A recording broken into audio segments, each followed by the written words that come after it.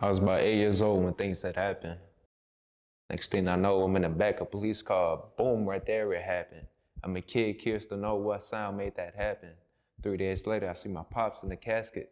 I removed the rope around his head, curious to see what had happened. I seen a bullet hole through the middle of his head. Boom, right there, I knew what had just happened. I'm angry, vowing to the person who did this, I'm gonna make something happen. And then I realized the same person who made this happen was the same person in that casket. As my madness arrived, so did my shame. Asking myself, did I make this happen? Shouldn't I be the one in that casket while everyone else is asking what had happened?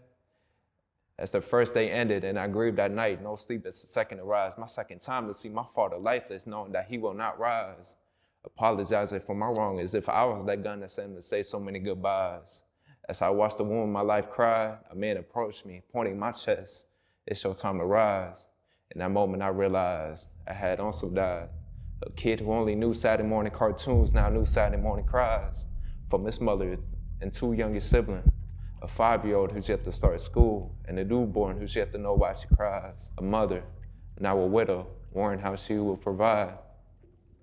As I stand there hovering over his lifeless body, cold and still, I asked him why. Why did you leave me high and dry? As a son, did I not make you want to be alive? For all the good times I had with you just a disguise? Man, speak to me, dog, how you always advise. I hate that you choose to leave me and the fam with such a disturbing surprise. As I stand here, 2 years saved now, still asking the Lord why.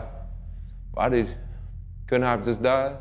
Like Job said, in the womb or at birth, either one is fine. This isn't a rap, cause I don't like to make false claims on things I never resonate inside. Nor this poetry, me on stage wanting all the glory and shine.